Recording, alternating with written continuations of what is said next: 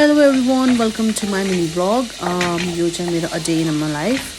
मैले चाहिँ यहाँ मेरो सासू हजुरआमा चाहिँ तरकारी बनाउँदैछु बिहान उठेर। अनि चाहिँ म गेस्ट हाउस जानलाई चाहिँ मैले डुवेट कभरमा आयन लगाउँदैछु। अनि हतार चाहिँ याद आयो, मैले त भातै नबसालेको रहेछु भनेर भात पनि बसालेँ। अनि टाइम हेरेको त 11:30 भइसकेको रहेछ। अनि छिटो मैले सामानहरू राखेँ मेरो गाडीमा। अनि मैले गाडी स्टार्ट गरेँ। अनि चाहिँ म चाहिँ घरतिर लागेँ। अनि यहाँ चाहिँ मेरो 2 बेडरुम हाउस हो। अनि यहाँ चाहिँ हामीले रुम बाई रुम के अरे रेन्ट गर्छौँ। अनि हिजो राति बसेको ग्यासले चाहिँ राम्रै कन्डिसनमा छोडिदिएको रहेछ घर। अनि चाहिँ मैले यहाँ 4 डुवेट कभर झिकेर फ्रेस न्यू डुवेट कभर लगाउँदैछु। अनि चिया कफी राख्ने बेला मात्रै याद आयो मैले त खाना पनि खाएको छैन। अनि दुईवटा बिस्किट खाएँ, कस्तो भोक लागिरहेको थियो। अनि यो पनि मैले पेन्टिङ गरेको हो।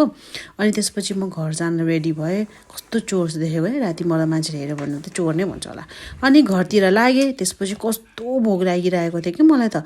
अनि मैले चाहिँ भात अनि यो मसौराको झोल अनि त्योसँग अखबारे खोर्सानी, ओहो कस्तो मिठो भएको।